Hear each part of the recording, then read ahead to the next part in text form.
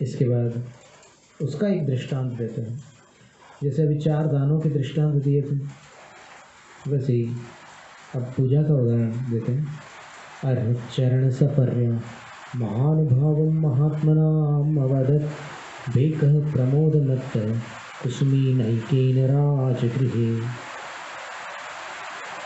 अर्हत चरण सपर्या महानुभावम, अर्हत भगवान के चरणों की सपर्या यानी पूजा की, महानुभाव का अर्थ होता है महान प्रभाव, अनुभाव का अर्थ प्रभाव। अर्हत भगवान के चरणों की पूजा का महान प्रभाव महात्मा नाम अवदत, महान आत्माओं के समक्ष बता गया। कौन? भेक, एक मेंढक, एक फ्रॉग।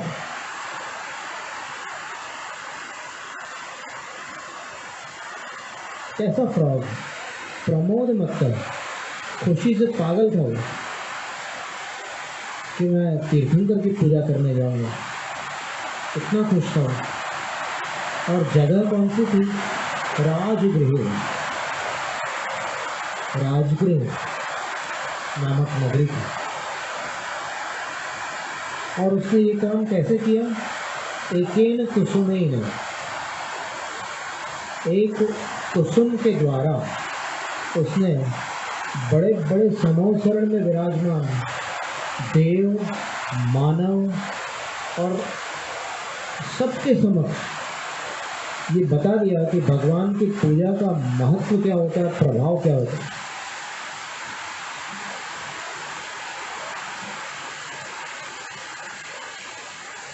राजगृह नगरी में यहाँ पर एकेन कुसुमेन आचार्य समंतभद्र स्वामी लिख रहे हैं।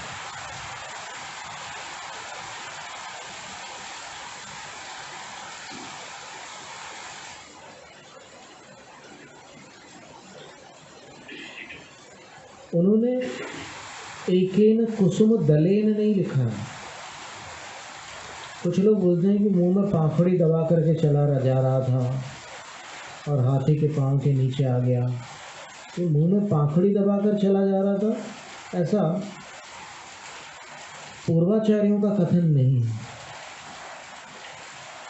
आचार्य कह रहे हैं एकेन कुसुमेन, इसका अर्थ अगर विचार कर ले कोई भी तो फिर बहुत सरल है कि एक कुसुम के माध्यम से अवदत, उसने बता दिया कि जयेंद्र भगवान के चरणों की पूजा का महत्व क्या होता है, महान प्रभाव क्या होता है।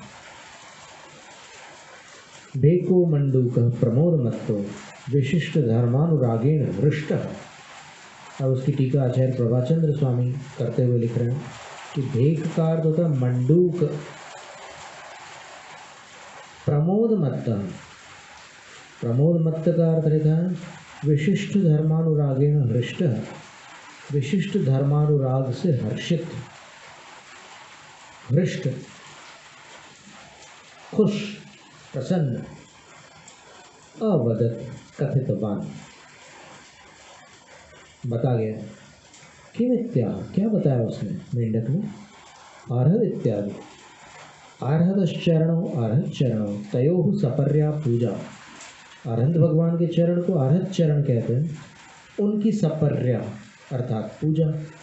तस्याः महानुभावम, उस पूजा का महानुभाव, विशिष्ट महात्म्य, विशिष्ट महात्म्य, महात्म्य का अर्थ महिमा।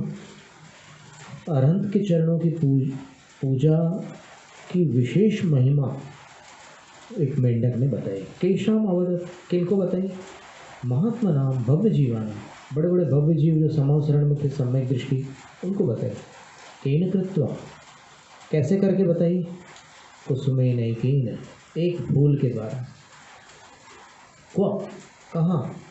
राजगृह, राजगृह नगरी में। अब इसमें एक विचार आता है कुछ लोगों के मन में कि वो तो मेंढक था, तिर्यंच था, तो बावड़ी का फूल लेकर चला गया। मनुष्यों को ऐसा नहीं करना चाहिए।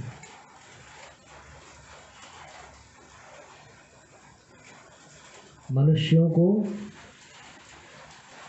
कोई निर्जंतुक वस्तु ही भगवान के लिए चढ़ानी चाहिए। ये एक विचार है उनका, सोचने वालों का। वो मेंढक था, तिर्यंच था, इसलिए उसने वो फूल चढ़ा दिया। ऐसा कथन करने का अभिप्राय यही है कि जो तिर्यंच नहीं होते वो पुष्प नहीं चढ़ाते। ये अर्थ हुआ ना। देखो, बोलने वाला बोल तो जाता है, लेकिन बोलते समय सोच नहीं पाता कि उसका क्या क्या अर्थ निकलता है। तो अब देखिए क्या अर्थ निकल रहा है उसका। अर्थ ये निकल रहा है, मेंढक था, तिर्यंच था, वो फूल लेकर चला गया और चढ़ा दिया, चढ़ा भी नहीं पाया। तो मेंढक था, तिर्यंच था, इसलिए फूल लेकर गया। ये हेतु आ गया यहाँ पर, न्याय लगाते हैं अपन। तो इसका अर्थ ये हुआ कि फूल चढ़ाने के लिए तिर्यंच पर्याय का अनिवार्य संबंध होना आवश्यक हो गया। तो इसका अर्थ है कि जो मनुष्य और देव हैं वो फूल नहीं चढ़ाते, वो 7 द्रव्यों से पूजा करते। ये अर्थ निकला। तो ऐसा अर्थ उचित है क्या? तिलोई पंडिती ग्रंथ में 8 द्रव्यों से पूजा बताई है। और अगर कुसुम का अर्थ या पुष्प का अर्थ अपन कुछ और निकालते हैं तो किसी भी कोश में वो अर्थ नहीं निकलता। जो वर्तमान में प्रचलित है अर्थ है पुष्प का, वो अर्थ किसी भी डिक्शनरी में नहीं है। अभी हमारे पास डिक्शनरीज की लिस्ट हम बताते हैं आपको कितनी डिक्शनरीज हैं।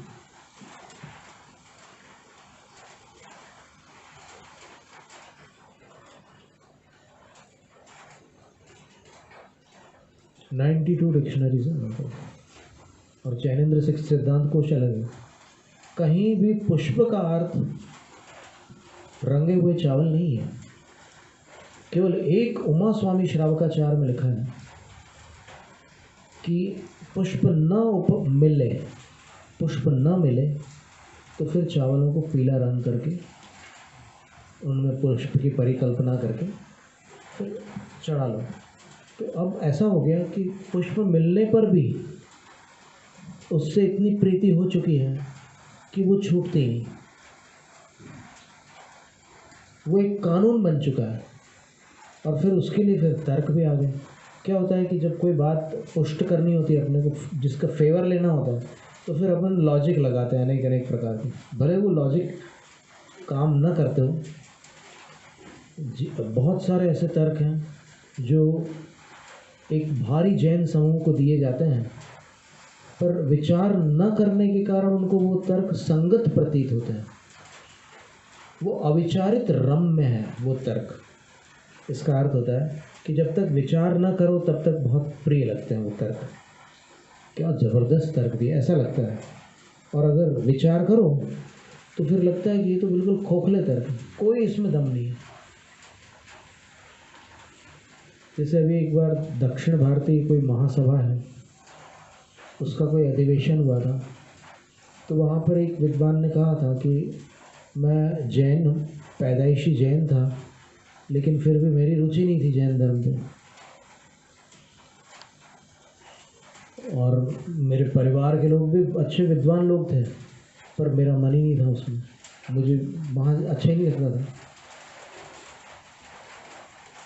फिर अचानक मुझे एक व्याख्यान कहीं सुनने मिला जिसमें ऐसा आया था, जदम चरे जदम चिट्ठे, कदम चरे कदम चिट्ठे, कैसा आचरण करें, कैसी चेष्टा करें। तो बोले सावधानीपूर्वक आचरण करें, सावधानीपूर्वक। तब मुझे लगा कि ऐसा लिखने वाले कोई भी ग्रंथकार होंगे, वो मैं जैसा समझ रहा हूँ धर्म को, अंधश्रद्धा और रूढ़िवाद, ऐसा जो भी मैं समझ रहा हूँ, वो नहीं हो सकते। ये बहुत ही विवेकवान और बुद्धिमान आचार्य ने लिखा होगा, ये जो भी लिखा है जिसने। तो फिर रुचि हुई उनकी, तो उनने कई ग्रंथ पढ़े, कुछ संगति में रहे हो। तो पहले उनको मुमुक्षु मंडल की संगति मिली, फिर वहाँ पर उनको एक वाक्य सुनने मिला कि भोजन तो शरीर करता है, जीव नहीं करता। उनने विचार किया कि ऐसा ही वाक्य तो वहाँ मैंने बाहर सुना था। मैंने ये वाक्य, इससे मिलता जुलता वाक्य ओशो रजनीश के मुख से सुना था। सिगरेट जो होती है वो आत्मा नहीं पीती, वो तो सिगरेट तो शरीर पीता है। तो इसमें और उसमें कोई अंतर नहीं है। वो पीने की बात कर रहा था और फिर ये खाने की बात कर रहा है कि भोजन शरीर खाता है, जीव नहीं खाता है।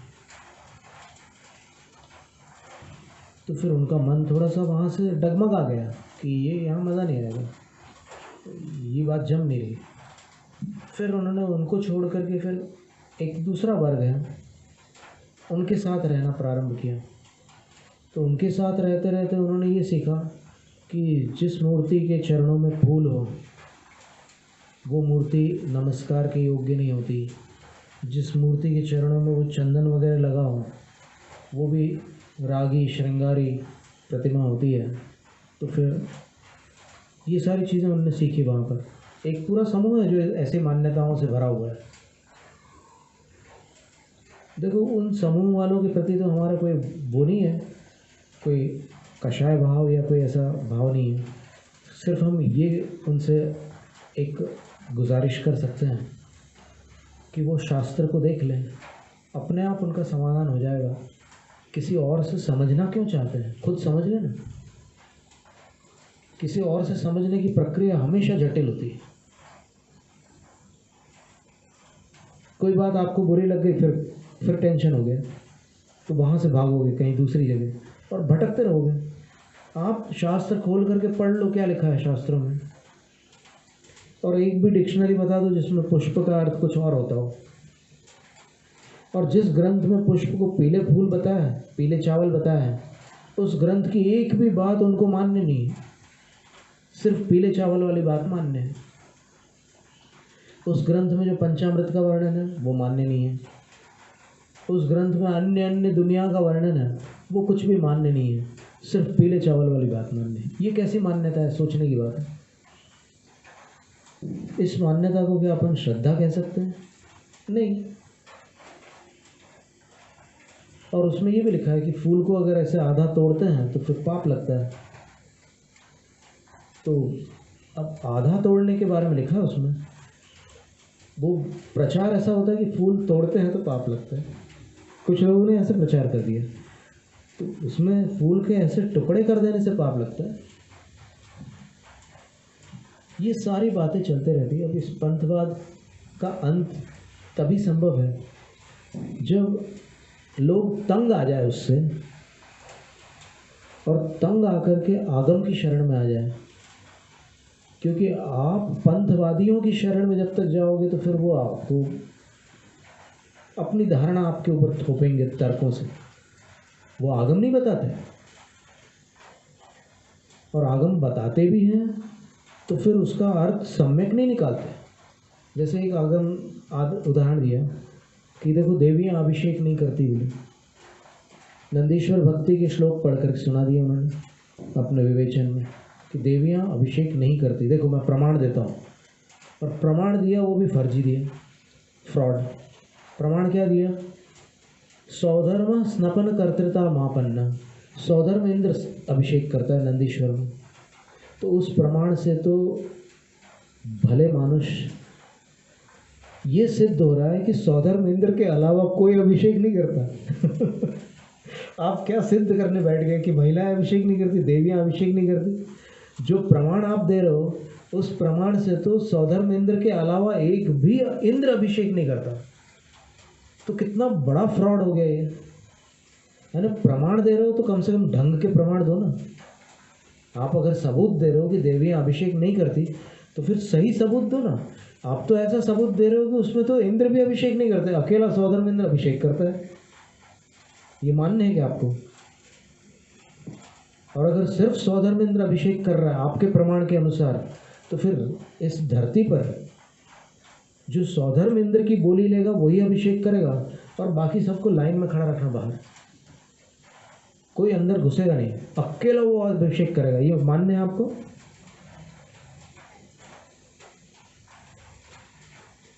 तो ये सारी स्थितियां चलती है। तो इसका समाधान एकदम सरल है। वो जो हम घटना सुना रहे हैं एक पंडित जी की, उनको ऐसी शिक्षा मिली वहाँ उनकी संगति में। अब जिसकी संगति में जाओ वो ऐसी शिक्षा मिलेगी। और कोई हमसे प्रश्न कर सकता है कि आपकी संगति में आएंगे तो फिर आप भी यही सब बातें सिखाओगे। तो हमारा ये कहना एकदम स्पष्ट कि हम कभी भी कुछ सिखाते नहीं हैं, हम सिर्फ दिखाते हैं।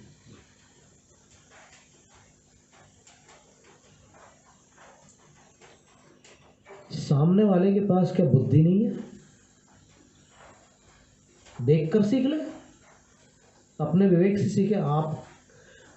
आपके मस्तिष्क का बोझ हम क्यों लें? हम क्यों आपको सिखाएं?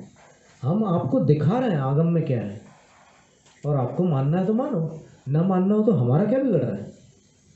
देखो, हम कोई एक समूह तो बना नहीं रहे, एक फौज तो हम तैयार नहीं कर रहे हैं किसी से हमने लड़ाई करनी होगी, कुछ नहीं। अंदर हमारे जो शत्रुओं की फौज है कर्मों की, उससे हमारी आत्मा को अकेले ही लड़ना है। और जिन शासन की शरण में जो हथियार मिले हैं, 12 अनुप्रेक्षा, तप आदि जो भी हैं, उनसे लड़ना है। तो फिर हम बाहर क्यों उपद्रव मचाएं? बस इतना है कि जो बात हम सच सच कहते हैं आगम की निर्भीकता के साथ, किसी का कोई डर नहीं। क्या डरना है? क्या होगा बताओ? हम सच बोलेंगे, आगम का सत्य हम किसी के सामने रखेंगे तो उससे क्या हानि हो जाएगी? अगर किसी को उससे तकलीफ होती है तो पुरुषार्थ सिद्धि उपाय में एक कारिका है ये, हेयानुष्ठानादे रनुवदनम भवति ना सत्यम। बोले कि जब कोई साधु आगम की ऐसी बातें बतलाते हैं कि क्या छोड़ने योग्य है और क्या ग्रहण करने योग्य है, तो सुनने वालों को तकलीफ पहुंचती है। क्योंकि कई लोगों को ऐसी वस्तुएं बहुत प्रिय होती है जिनको छोड़ने की बात वहाँ उपदेश में बताई जा रही है, शास्त्रों में, तो सुनकर तकलीफ होती है। तो फिर प्रश्नकर्ता का प्रश्न है कि आपके वचनों से सुनने वाले को तकलीफ पहुंची है, तो फिर आप हिंसक हो गए। और अगर आपके वचनों से हिंसा हो रही है तो आपका सत्यव्रत दूषित हो गया। आचार्य पूज्यपाद स्वामी कह रहे हैं कि जिन वचनों से किसी के प्राणों को पीड़ा पहुंच जाए वो वचन सत्य वचन नहीं है। तो आचार्य अमृतचंद स्वामी समाधान करते हैं कि यहाँ पर वो कषाय पूर्वक नहीं बोल रहे, वो आगम की बात मात्र उनके सामने प्रस्तुत कर रहे हैं साधु। तो ये जो त्याग आदि की चर्चा आगम में आई है वो जिनेंद्र भगवान ने कही है, ये अपनी तरफ से कुछ जोड़ करके नहीं दे रहे हैं। तो जिनेंद्र भगवान की बात को किसी के सामने पहुंचा देना, वो अगर किसी को क्लेशकारी होती है वो बात, तो उसके विषय में किसी कवि ने एक दोहा लिखा है, मिथ्या दृष्टि जीव को जिनवाणी न सुहाए, कै ऊँघे कै लड़ पड़े, कै उठ घर को जाए। मिथ्या दृष्टि जीव को जिनवाणी रुचिकर नहीं लगती, उनको सुहावनी नहीं लगती। कोई सोने लग जाते हैं सुनते सुनते, कोई लड़ाई करने लग जाते हैं, और कोई घर चले जाते हैं। ऐसा उस कवि ने लिखा है।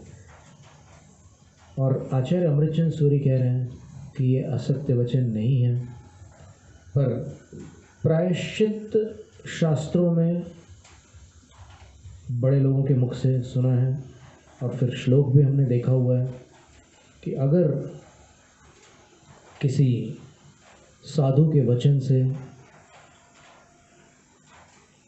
श्रोता को आर्त रौद्र ध्यान हो जाता है, और वो वचन साधु का जो वचन है वो निजी वचन है, आगम का वचन नहीं है, कोई ऐसी बात कर रहे हैं साधु जिसके कारण आर्त रौद्र ध्यान हो रहा है, तो साधु को एक उपवास का प्रायश्चित है। अगर एक वचन उनने बोले हैं जिससे ठेस पहुंच रही है पब्लिक को, तो उनको प्रायश्चित है। तो इसमें और उसमें बड़ा फर्क है।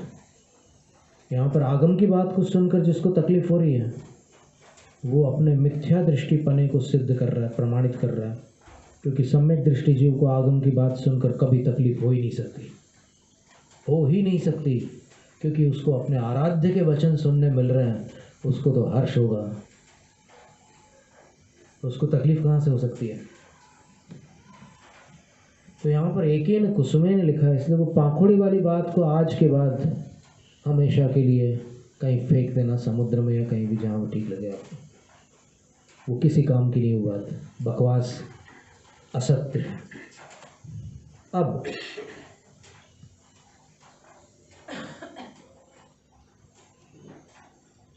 ये चर्चा थी कि वो विद्वान ये सब देख करके, अब वो तो कुछ भी नहीं जानते थे उस समय, शुरुआत थी, बोले कि ठीक है। और कुछ महिलाएं अभिषेक कर रही थी किसी मंदिर में, तो फिर बोले कि ये सब अपने यहाँ नहीं चलता, बोले जो वास्तविक जैन धर्म है उसमें ये सब चीज़ें नहीं होती। तो ठीक है भाई, अब नया आदमी तो सब मान्य होती, जो बड़े लोग सिखा दे वही सही है।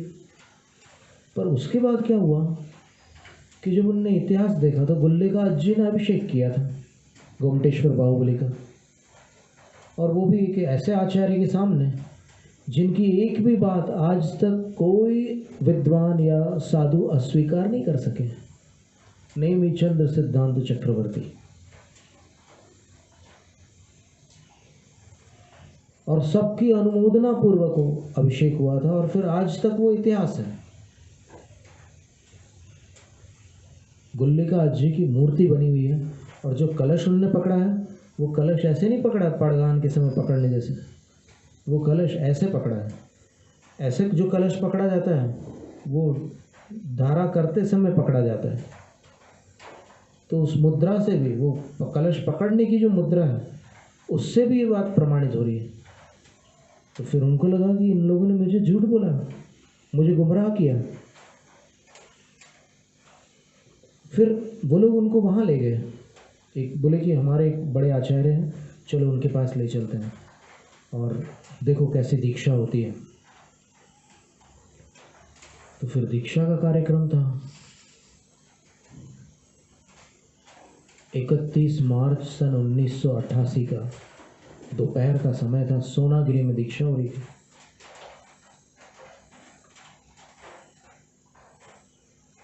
प्रमाण सागर आदि अष्टमुनि राजों की वहीं दीक्षा हुई थी, चिन्मय सागर महाराज वगैरह। तो वहाँ जब दीक्षा हो रही थी तो आचार्य श्री एक प्लेट में केसर घिसी हुई थी, उससे उनके सिर पर कुछ कर रहे थे। आपको पता होगा, कभी आपने दीक्षा देखी हो तो वो कुछ करते हैं। हाँ, जो भी करते हैं, स्वस्तिक तो ठीक है नीचे बनता है बैठने के लिए, सौभाग्यवती कोई जो होती हैं उनके हाथों से स्वस्तिक बनाया जाता है वहाँ पर, उसके ऊपर श्वेत वस्त्र, उसके ऊपर दीक्षार्थी बैठते हैं, और दीक्षार्थी के ऊपर जो अंक न्यास वगैरह करते हैं गुरु महाराज, वो आचार्य श्री कर रहे थे, विद्यासागर महाराज। और फिर दीक्षा के संस्कार करने के बाद आचार्य श्री ने ये कहा कि अब इन संस्कारों से ये महाव्रती हो गए हैं, और जो भी उनने उस समय वक्तव्य दिया हो कि अब सब परिग्रहों का त्याग हो गया और सब हिंसा का त्याग हो गया, झूठ चोरी कुछ, ये सब बताया। तो फिर उस व्यक्ति ने उनसे पूछा कि आप बोल रहे थे कि भगवान के चरणों में वो केसर चंदन लगाने से वो परिग्रही हो जाते हैं, यहाँ तो आचार्य श्री ने खुद उनके सिर पर ये सब केसर लगा करके उनको अपरिग्रही बनाया। तो जिससे इंसान अपरिग्रही हो जाता है, जिस संस्कार से केसर वगैरह लगाने से, उससे भगवान परिग्रही हो जाते हैं। ये बात मेरे गले नहीं उतर रही, आप समझाओ मुझे। और उसके बाद फिर जब आचार्य श्री आहार के लिए उठते हैं दूसरे दिन, और वो नव दीक्षार्थी भी आहार के लिए उठते हैं, तब तीसरी घटना देखते हो। वो घटना ये थी कि आचार्य श्री जब चौके में गए अंदर, तो चौके में जाने के बाद उनके पैर धुलाने के लिए सब महिलाएं धारा करने लग गई। तो उनने बोला कि आप लोग तो मेरे को कह रहे थे कि महिलाएं जहाँ धारा करती है वो अपने जैन धर्म में नहीं है, बोले तो ये यहाँ तो कर रही धारा, अब क्या। तो वो अपना सा मुंह लटका करके वो लोग सब चुपचाप रह गए, उनके पास कोई जवाब नहीं था, सिर्फ सुनी सुनाई बातें थी उनके दिमाग में, कोई उत्तर नहीं दे सके। तब फिर इन्होंने सोचा कि अब मैं किसी के पास नहीं जाऊंगा जैन धर्म सीखने के लिए, मैं जैन जिनवाणी माँ के पास ही जाऊंगा, क्योंकि कोई सिखा ही नहीं सकता जैन धर्म। सब पक्षाग्रह वाले लोग हैं और सब अपने अपने मन की बात सिखाएंगे। तो उन्होंने जिनवाणी पढ़ करके अध्ययन प्रारंभ किया और उसके बाद फिर उनने समझ लिया कि क्या सच है और क्या झूठ है। बस यही बात है, जिसको भी समझना हो और जब तक जीवन है और जब तक बुद्धि काम कर रही है तो कोशिश कर लेना। और अगर आपको ऐसा लगता है कि हमें जो सिखाया गया या फिर हमारे यहाँ जो चलता है वही हमारे लिए ठीक है, तो ठीक है भाई, कौन रोक सकता है। जिसके यहाँ वो पद्धति है। अब जैसे क्या था कि एक बार एक शादी हो रही थी और उसमें बिल्ली परेशान कर रही थी, तो फिर किसी ने उसको पकड़ करके उसके ऊपर एक टोकनी रख दी